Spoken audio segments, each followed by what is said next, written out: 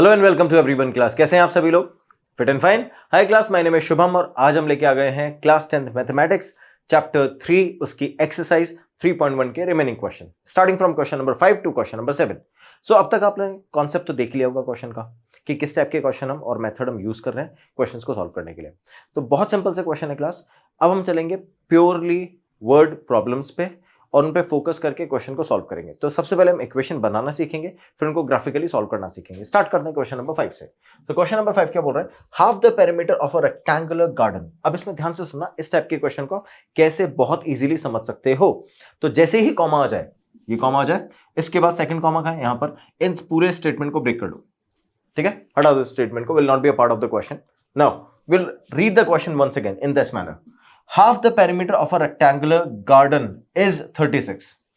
समझ गए? तो अब ये तो क्लियर हो गया। सॉल्यूशन में हमको समझ में आ गया कि जो पेरीमीटर है, half of the perimeter, that means perimeter divide by 2 is 36। ये हो गई हमारी फर्स्ट इक्वेशन। ठीक है, फर्स्ट कंडीशन बन गई।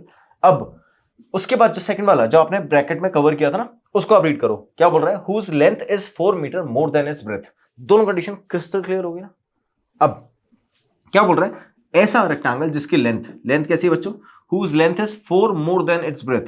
तो लेंथ ब्रेथ से कितनी है? 4 मोर है ना? समझ में आया? यही क्वेश्चन है। Okay, so this is the second condition by which we got the second equation. Clear? Okay, now we are writing, because we have a graph on the form of x and y, so we are converting the values in the form of x and y. So we are writing let length be x and width be y. ठीक है, अगर हम दोनों assume कर लेते हैं तो जो इक्वेशन हमारी है वो फिर से कैसे चेंज हो जाएगी? देखो, perimeter upon 2, that means we are writing perimeter as 2x plus y, क्योंकि l प्लस बी होता है ना, तो l हो गया x और b हो गया y। So 2xl plus y upon 2 is equal to 36। मैं 2 से 2 रिड्यूस कर दूंगा तो x प्लस y इज 36। तो x plus y is equal to 36। Equation number 3 लिख दिया मैंने। समझ गए बच्चों? अब नेक्स्ट वाला क्या बोल रहे हैं? L is equals to W plus 4.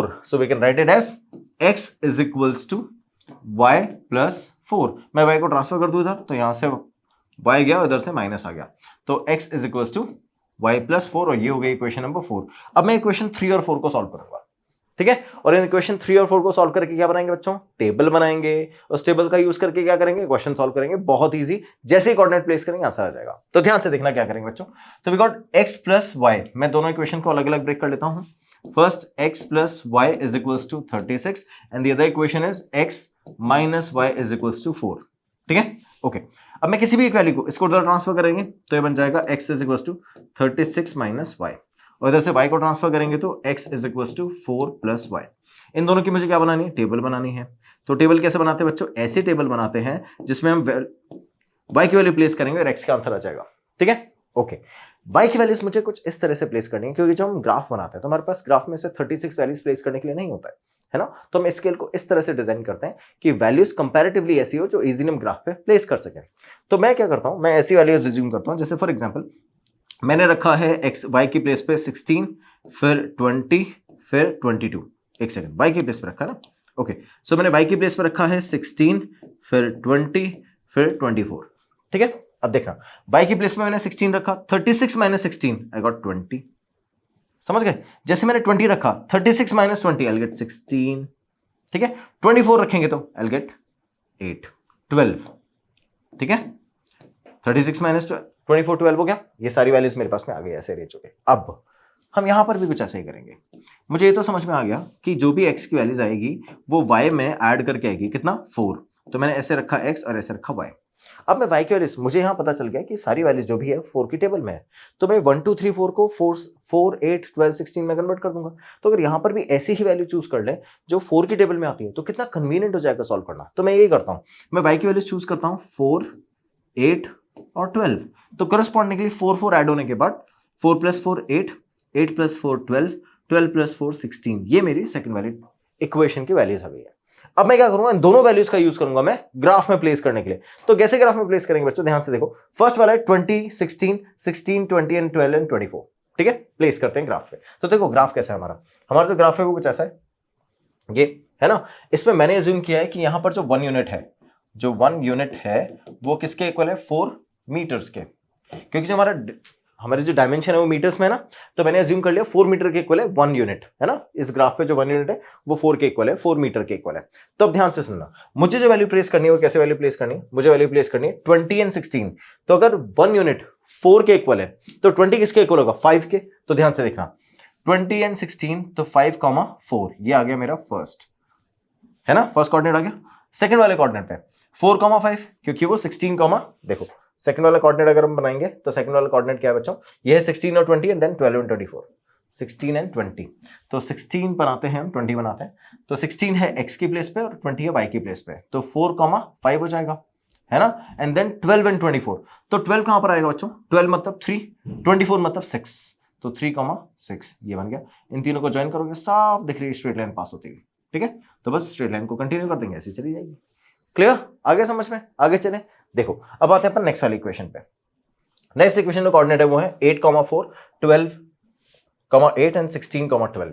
Okay 8,4, 8,4 मतलब 8 से आएगा 4। देखो जैसे अपन 8,4 बना रहे हैं, मुझे पता है 4 मीटर किसके इक्वल है, 1 यूनिट के, तो 8 यूनिट किसके इक्वल होगा, 2 यूनिट के, और 4 किसके, 1 यूनिट के, तो 2,1 हो गया, 2,1, ठीक है। फिर ऐसे 12,8 यानी 3,2, तो 3,2 और 4,3 ये भी बन गई अपनी स्ट्रेट लाइन, और इसको मैंने एज इट इज कंटिन्यू कर दिया और इसको यहां से ऐसे चीरती हुई निकली है, समझ गए। तो देखो दोनों इक्वेशन आ गई मेरे पास में। अब इन दोनों इक्वेशन की वैल्यूज प्लेस कर देते हैं। फर्स्ट इक्वेशन है x + y 36 और सेकंड है x - y = 4। तो फर्स्ट इक्वेशन थी x + y = 36 और ये है x - y = 4, ठीक है। ये दोनों इक्वेशन आ गई मेरे पास में। अब इन दोनों इक्वेशन की मैंने लाइन ड्रॉ कर ली है, तो दोनों जहां इंटरसेक्ट कर रहे हैं उस पॉइंट के कोऑर्डिनेट मार्क कर लेंगे। तो कोऑर्डिनेट कैसे बच्चों, ये कोऑर्डिनेट इधर और ये इधर, तो जिस पॉइंट पे इंटरसेक्शन है हमारा वो यहां पर ग्राफ पे दे रहा है 5 unit and 4 unit. We know that 1 unit is 4 then 5 unit is 20। So जो हमारे कोऑर्डिनेट आए हैं वो क्या आए हैं बच्चों, वो कोऑर्डिनेट आए हैं 20, 16। और इसको क्लियर करने के लिए जितने भी कोऑर्डिनेट मैंने प्लेस करें सबकी मार्किंग कर देते हैं। तब देखो फर्स्ट वाला कोऑर्डिनेट ये रहा, इसके कोऑर्डिनेट मार्क करूंगा तो ये कोऑर्डिनेट आएंगे 20, 16, इधर से ये आएगा 16, 20 और ये आएगा बच्चों 12, 24, ठीक है। इधर यहां पर आता है ये वाला जो पॉइंट, ये और ये 3 इसके भी है ना, तो इसका जो पॉइंट था वो क्या था, वो था 8,4, ये था 12,8 and this was 16, this was 16,12, ठीक है। चलो तो सारे कोऑर्डिनेट आ गए, मैंने सारे कोऑर्डिनेट भी प्लेस कर दिए, इक्वेशंस भी प्लेस कर दी, सारी डेटा ऑलरेडी ग्राफ पे अवेलेबल है। अब जो पॉइंट ऑफ इंटरसेक्शन है, तो we are writing it is point of intersection, so जो हमारा पॉइंट ऑफ इंटरसेक्शन है वो 20, 16 and this is also the value of x is equals to 20 metre and y is equals to 16 metre. अब x हमने क्या assume किया था, length, और y क्या assume की थी, width, that's it। so hence the dimensions of the rectangular garden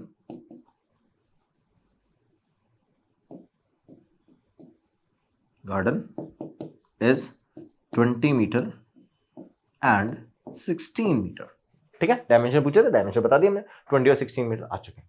clear बच्चों, समझ गए इस टाइप से। तो जब भी आपके पास में ग्राफ में कोई बड़ा डेटा आएगा तो उसको आप कन्वर्ट करना सीखना पड़ेगा। इस तरह से अपन ग्राफ के फॉर्म में उसको कन्वर्ट करेंगे। ग्राफ में जो अपने पास डेटा है वो कुछ ऐसा है जिसमें यूनिट अपने पास 1 2 3 4 5 6 7 8 ऐसे बनती है, तो उसमें अपने को सीखना पड़ेगा कि जो 1 लार्ज बॉक्स है उसको हम कितने यूनिट्स में कन्वर्ट कर लें, so that we get easy available data on the graph, ठीक है।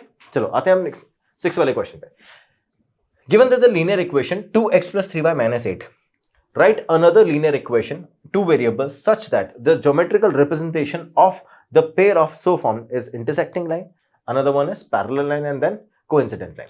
तो आपको ऐसा लीनियर इक्वेशन का पेयर सोचना है जिसमें ये इंटरसेक्टिंग लाइन बनाए, कौन, ये वाली इंटरसेक्टिंग लाइन बनाए जो आपने पेयर सोचा है उसके साथ में। तो बहुत सिंपल है, कैसे करेंगे ध्यान से देखो।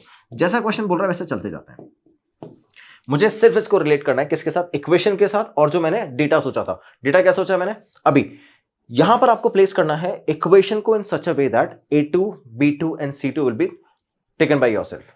Now let's find out what is the value we have.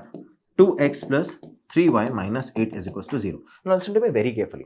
अगर मैं इसको सॉल्व कर रहा हूँ 2x + 3y - 8 = 0 में, है ना, मुझे सॉल्व करना है इसको ऐसे इक्वेशन के साथ जिससे इंटरसेक्टिंग लाइन मिले। मुझे पता है the condition for intersecting line is a1/a2 should not be equals to b1/b2। तो मुझे a2 और b2 इस तरह से बनाना है जो इसके साथ रेशियो बनाएगा और वो रेशियो इक्वल नहीं होंगे। ठीक है, सुनना ध्यान से कैसे बनाता है। यहां पे from the equation we can write from the equation a1 = 2, b1 = 3 and c1 = -8। ये डेटा है मेरे पास में। अब मुझे a2 और b2 ऐसे सोचने हैं ताकि a1/a2 और b1/b2 का रेशियो मैच नहीं करना चाहिए। तो अब ध्यान से देखना, late assume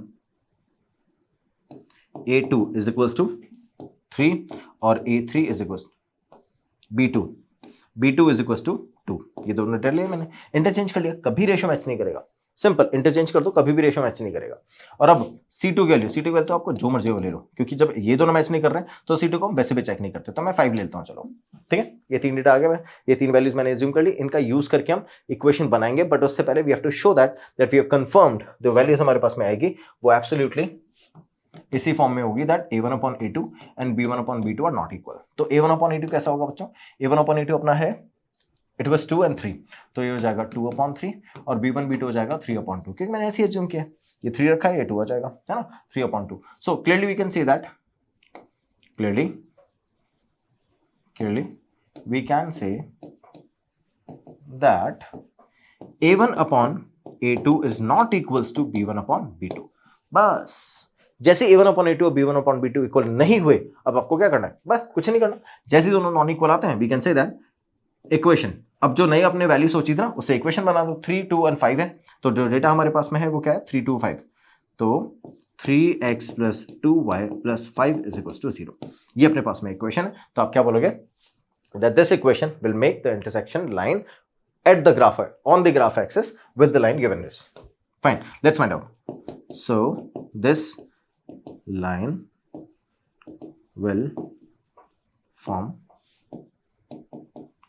intersecting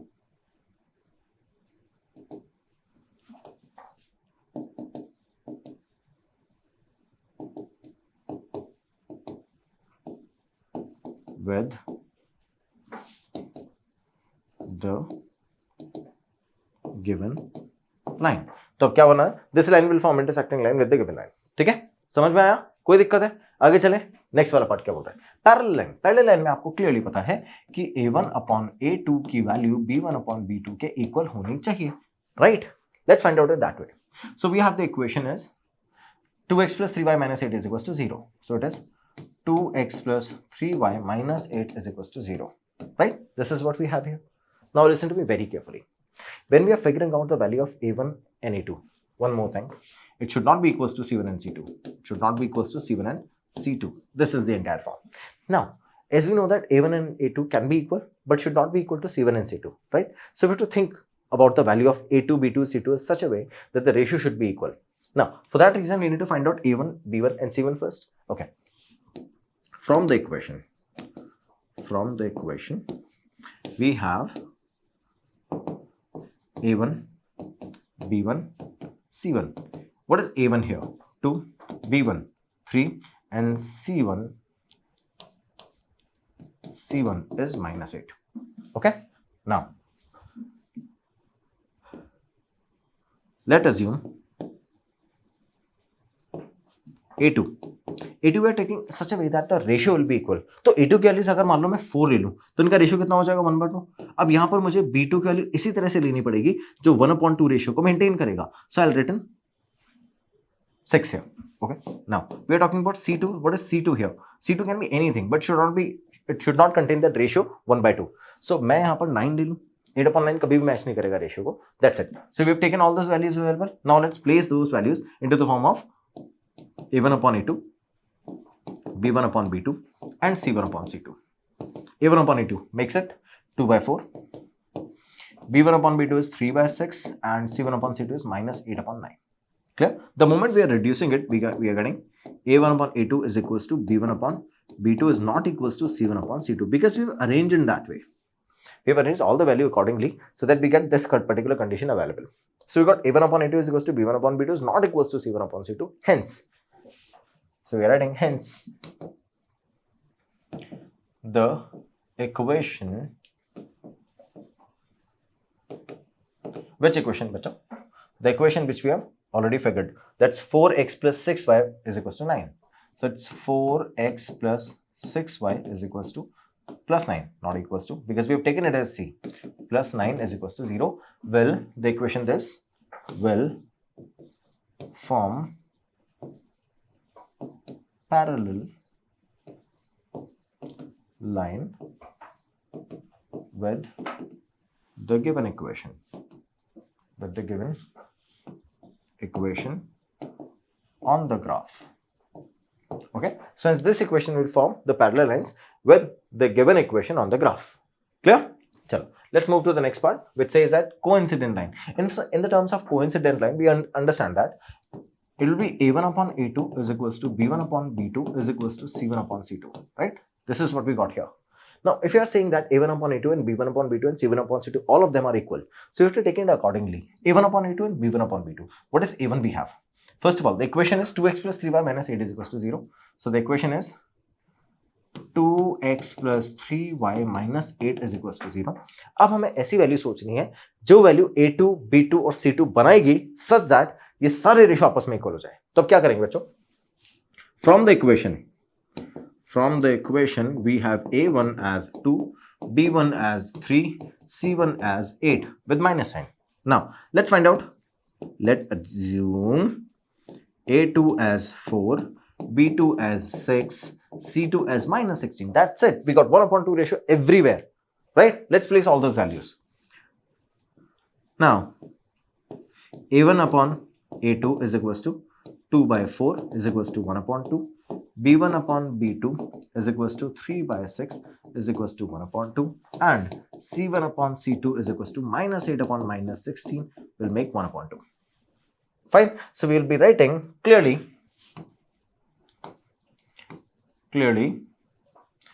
the equation, which equation? That's 4x plus 6y minus 16. 4x plus 6y minus 16 is equals to 0 will form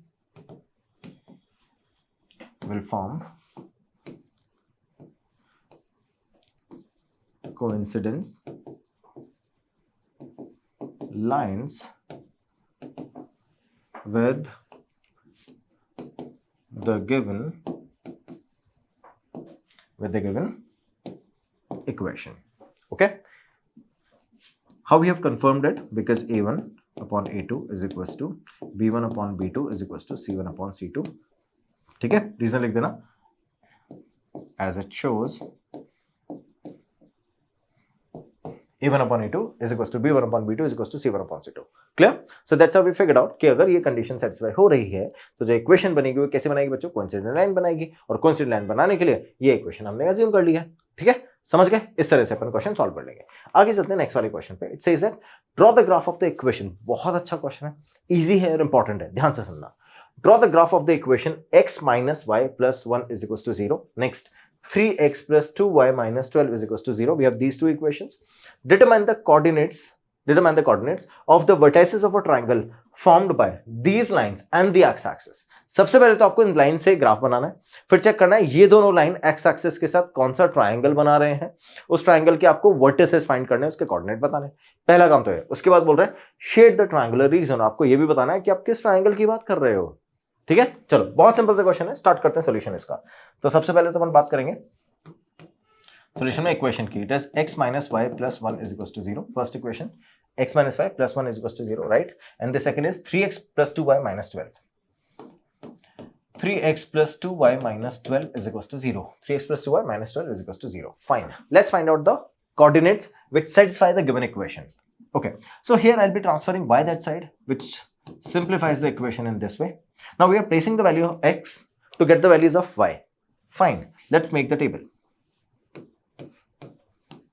X and y. So we'll be placing it that way. 0, 1, 2. So it is 1, 2, 3. Easy, right? So we're placing the value of x 0, 1, 2. Then 0 plus 1 is 1. 1 plus 1, 2. 2 plus 1, 3. Clear? Okay. Now for this equation, 3x plus 2y minus 12. What we are doing here? We are transferring 3x and 12 that side, which makes 2y is equals to 12 minus 3x, because this negative 12 will become positive and this positive 3x will become 3x of negative sign. Now we need to find out the value of y. To simplify that, we'll writing 2. Okay? Any confusion, class? Now listen to me very carefully. As we are finding out the value of x, as we are placing the value of x over here, we are getting the value of y. So we need to assume the value of x correspondingly that way. So the overall value become even. Let me understand. Whenever we are saying that it is x over here, 12 minus 3x upon 2. क्या हमको पता है 12 एक even number है, और जब उसका subtraction करेंगे 3x के साथ में, तो 3x भी कैसा हो जाएगा बच्चों? 3x भी हो जाएगा इवन नंबर. क्यों? क्योंकि हम x की प्लेस पे ऐसी वैल्यू प्लेस करेंगे जो इसको इवन बनाएगी. ऐसा क्यों कर रहे हैं सर? हम इवन वैल्यू क्यों चूज कर रहे हैं? ध्यान से देखो, क्या हमको इसको 12 से डिवाइड करना है? मुझे पता है अगर मैं 12 से इवन नंबर को, कोई भी इवन नंबर है उसको 12 से अगर मैं डिवाइड करूंगा तो क्या हमको इंटीजर वैल्यूज मिलेगी, डेसिमल नहीं मिलेगा बच्चों. और अगर डेसिमल नहीं मिलेगा तो इजी हो जाएगा क्वेश्चन सॉल्व करना. तो अब ध्यान से देखना मुझे क्या करना है. मुझे यहां पर x की प्लेस पे ऐसी वैल्यू चूज करनी है जो इस 3x को इवन बना दे, so that the subtraction become even and the division, after the division we are getting an integer value. Clear? चलो स्टार्ट करते हैं. तो मैं x की प्लेस पे सारी इवन वैल्यूज रखता हूं, because all the even multiple of 3 are even. ठीक है, प्लेस करते हैं. चलो यहां पे रखा मैंने 2, फिर रखा 4, फिर रखा 6. 3 2 6, 12 माइनस 6 अपॉन 2, 3. क्लियर? आगे चलते हैं. 4 रखा, 4 3 12, 12 minus 12 upon 2, 0. 12 minus 12 0, 0 upon 2, 0. Fine. 6 रखते हैं. 6 3 18, 12 माइनस 18 माइनस 6 अपॉन 2, माइनस 3. अब ध्यान से देखो, 2,3 यहीं पता चल गया कहां इंटरसेक्ट करेगी. जो कॉमन पॉइंट है तो वहीं तो इंटरसेक्ट करता है, तो यहीं पता चल गया कहां इंटरसेक्ट करेगी. ठीक है, चलो अब इसका यूज करके क्वेश्चन सॉल्व करते हैं. चलो स्टार्ट करते हैं. 0 1 1 2 2 3. So we got the graph here 0, 1, 0, 1, 1, 2, 2, 3. Now it is 0, 1 here. This is 2, 3, and this is 2, 1, 2 and 2, 3. Fine. चलो इन तीनों को ज्वाइन कर देते हैं और ये अपनी लाइन बन गई है ऐसी, ये लाइन. ठीक है, अब अपन सेकंड वाली लाइन बनाते हैं. उससे पहले ये रिप्लेस कर देते हैं कौन सी इक्वेशन की है. ये कौन सी इक्वेशन की बच्चों? फर्स्ट वाले की, which says x minus y plus 1. x minus y plus 1 is equal to 0. ये अपनी फर्स्ट इक्वेशन थी, उसके पॉइंट्स भी मार्क करती है और लाइन भी बनाती है. अब अपन चलते हैं सेकंड वाली इक्वेशन पे. सेकंड इक्वेशन क्या बोलती है? That we have the coordinate 2, 3, 4, 0 and 6, -3. 2, 3 we have 2, 3, 2, 3, 2, 3 over here. Then next 4, 0, 4, 0 is over here, and 6, -3. X की वैल्यू 6 है, y की value -3 over here. Let's join all the 3 points to make a simple line which passing the point 2, 3 this way. Clear बच्चों? समझ में आ गया कैसे बनाया मैंने लाइन? कितना इजी है. अब चलते हैं अपन इसकी इक्वेशन प्लेस करने पे. इक्वेशन है 3x plus 2y minus 12. 3x plus 2y minus 12 is equals to 0. ये आ गई अपनी इक्वेशन. ठीक है, तो इक्वेशन आ गई है. कोऑर्डिनेट, मुझे कोऑर्डिनेट की मार्किंग कर देते हैं, कोऑर्डिनेट प्लेस कर देते हैं. तो कोऑर्डिनेट कितना है बच्चों? ये है 4, 0 और ये है 6, -3. ठीक है, तो अब तीनों कोऑर्डिनेट भी प्लेस कर दिए, इक्वेशन भी प्लेस कर दिया, ग्राफ पूरा कंप्लीट हो चुका है. अब आपसे जो पूछ रहा था क्वेश्चन, वो ये पूछ रहा था कि जो ट्राइंगल है जो एक्स एक्सिस के साथ बनेगा. ध्यान से देखो, फर्स्ट लाइन ये है, सेकंड लाइन ये है और ये अपना एक्स एक्सिस है. फिर से सुनो, फर्स्ट लाइन, सेकंड लाइन और एक्स एक्सिस, इन तीनों के बीच में ये रहा ना ट्राइंगल, ये रहा ना ट्राइंगल, ये और ये आपका ट्राइंगल है ना, दिख रहा है. मैं इसको शेड कर देता हूं क्योंकि बोला भी है ना शेड करने के लिए, जिससे आप क्लियरली समझ जाओगे कि मैं किस ट्राइंगल की बात कर रहा हूं, and will be easy to understand next time. ठीक है, ध्यान से देखना, we are talking about this triangle. मैं इसको इजीली शेड करता हूं. ठीक है बच्चों, मेरे पास मार्कर का ऑप्शन है, आपके पास बोर्ड में मार्कर का ऑप्शन नहीं होगा ना, तो वहां पे इसको ऐसे फिल मत करने लग जाना. उसमें अगर आपने बीच में ऐसे डॉटेड लाइन बना के ऐसे लाइंस भी बना दी ना, तो we understand, examiner will understand that which triangle you are talking about. Clear? समझ गए? चलो, तो we got this triangle over here class. मुझे ट्रायंगल पता चल गया है. अब मैं क्या करूंगा, इस ट्रायंगल में जो वर्टिसेस है उनको मार्क कर लेता है. लेट्स से मैंने इस वर्टिस को बोल दिया A, इसको बोल दिया B और इसको बोल दिया C, है ना. तो अब देखना, the lines are intersecting at 2, 3, hence the solution of the given equations are x is equals to 2 and y is equals to 3. Simple, ये तो सॉल्यूशन हो गया. अब बात करते हैं ट्राइंगल की. The triangle formed, the triangle formed between the two lines and the x-axis is triangle ABC such that A के वर्टेक्स क्या होंगे बच्चों? A मैंने क्या लिया ये, तो इसके वर्टेक्स हैं 2, 3, कोऑर्डिनेट्स आ गए 2, 3. B is I've taken this one -1, 0, so it's -1, 0, and C is 4, 0, so it is 4, 0. So इस तरह से मेरे पास में तीनों वर्टिसेस आ गए जो क्वेश्चन ने बोला था, और ट्रायंगल रीजन तो ऑलरेडी शेड कर दिया है. ठीक है बच्चों, ध्यान से देखो, जैसा क्वेश्चन ने बोला था, क्वेश्चन ने हमको फर्स्ट बोला था draw the graph of the equation, कर दिया हमने. Determine the coordinates of the vertices of a triangle form by this one. तो आपसे इक्वेशन का सॉल्यूशन नहीं पूछा था, कोई बात नहीं, we figured it out. Now it says that determine the coordinates of the vertices of a triangle form. तो vertices of the triangle which we have formed here is this one. We figured out the vertices as well, and these vertices are this one. ठीक है, so the moment we figured out the vertices, after which the question asking about shade the triangular region, and we have done it. So this was the triangular region we are talking about. We have shaded it already. Clear class? तीनों part समझ में आ गए हैं, question complete कर लिया हमने और साथ साथ एक्सरसाइज भी कंप्लीट कर लिए. अब आपको क्या करना है, पूरी एक्सरसाइज को एक बार फिर से चेक कर लेना है. सर आप बार बार यही बोलते हो, पूरी एक्सरसाइज को फिर से कर लो. इसलिए बोलते हो बच्चों, जब भी आप किसी भी क्वेश्चन को सॉल्व कर रहे हो और आपने उसको मल्टीपल टाइम सॉल्व नहीं किया है तो वो पक्का नहीं होगा. और जब तक आपका क्वेश्चन पक्का नहीं हो जाएगा, you will not be confident enough. तो इसलिए हमको बार बार जो टॉपर बैठ के पढ़ते हैं ना, 5-5, 6-6 घंटे क्या पढ़ते हैं, वो यही करते हैं. वो एक ही क्वेश्चन को मल्टीपल टाइम सॉल्व करके पक्का कर लेते हैं, और इसलिए वो कॉन्फिडेंट भी दिखता है. And this is the only difference. Whenever somebody is confident, he knows the answer, and whenever somebody is confused, he does not know the answer. Right? So इसलिए मन लगा के पढ़ते रहो, एक एक चीज को बार बार पढ़ो, इस तरह से पढ़ लो कि वो आपको आंसर तक एक एक चीज याद हो जाए. ठीक है, उसके बाद सर यही क्वेश्चन आएगा क्या? बच्चों अगर आपको इस टाइप से सारे क्वेश्चन सॉल्व करने आ गए ना, तो एग्जाम में जो नया क्वेश्चन आएगा उसको भी आप करेक्टली अप्रोच कर लोगे, क्योंकि आपके दिमाग में फॉर्मेट सेट हो गया है. आपको एग्जैक्टली पता है कि कब क्या कौन से स्टेप पे करना है. ठीक है, और माइनर से मिस्टेक तो ठीक है, प्रैक्टिस से अवॉइड हो जाती है, कोई दिक्कत नहीं है. रीचेकिंग के लिए टाइम इसीलिए तो होता है आपके पास कि अगर गलती से आपने कोई सिली मिस्टेक भी कर दी है तो यू कैन गेट द इंट्यूएशन. ठीक है, सो इसी तरह से मन लगा पढ़ते रहोगे बच्चों, 100 लाते रहोगे. Thank you so much for watching. Have a good day. Bye bye.